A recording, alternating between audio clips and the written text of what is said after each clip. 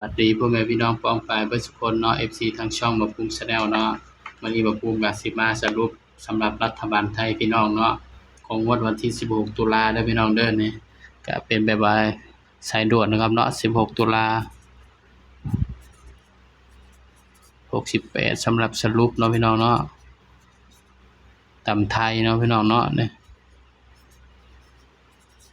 ตำไทยเนาะพี่น้องเนาะสรุปเนาะ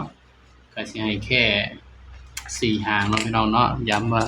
ตัวเลขก็เป็นเพียงแนวทางเด้อครับเด้อมีเข้ามีหลุดเนาะพี่น้องเนาะมักก็ต่างๆบ่มักก็เลื่อนผ่านเนาะครับเนาะบ่าวก็ให้เพื่อเป็นแนวทางเนาะพี่น้องเนาะตัวเลขมีเข้ามีหลุดเนาะครับเนาะมักก็ตามบ่มักก็เลื่อนผ่านเนาะครับเนาะ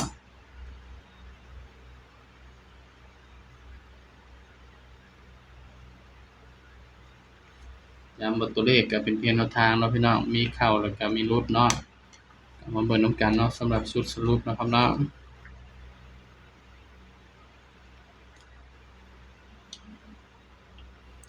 สำหรับเด่นเนาะพี่น้อง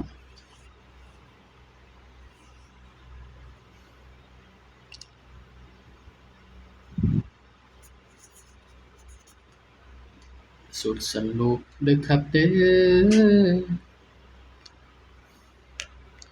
ย้ำว่าตัวเลขก็เป็นเพียงแนวทางเด้อครับเด้อมีเข้ามีหลุดพี่น้องมักก็ต่างๆบ่มักก็เลื่อนผ่านเนาะครับเนาะ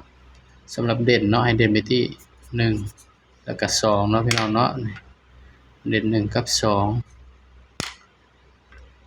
สำหรับเด่น1กับ2เนาะก็ให้เพื่อเป็นแนวทางเท่านั้นเนาะครับเนาะ4คู่เนาะพี่น้องเนาะให้4คู่แล้วก็กันไว้2คู่เนาะครับก็มาเบิ่งนำกันเนาะสำหรับ1เนาะก็สิมี1 15 16 2ก็สิมี25 26เนาะนี่อันนี้ก็คือ4คู่เนาะครับเนาะนี่สำหรับขนมไทยผู้อื่นเด้อพี่น้องเด้อกันไว้2คู่เนาะส่วนตัวกันก็สิคือพี่น้อง47กับ57เนาะอันนี้คือตัวกันเด้อครับเด้อนี่ก็บ่ต้องสงสัยเด้อพี่น้องว่ามัน47 57มันมาแต่ไสเนาะอันนี้คือบ่าวภูมิมักส่วนตัวเนาะ47กับ57นี่สำหรับนี่เนาะ1กับ2เนาะนี่ก็คือสำหรับขนมไทยงวดมื้ออื่นเนาะพี่น้องเนาะย้ำว่าตัวเลขก็เป็นเพียงแนวทางนะครับเด้อมีเข้ามีหลุดเนาะมักก็จังตามบ่มักก็เลื่อนผ่านเนาะพี่น้องเนาะสำหรับชุด3ตัวก็เอาตัวเด่นมาเป็นชุด3ตัวได้เนาะพี่น้อง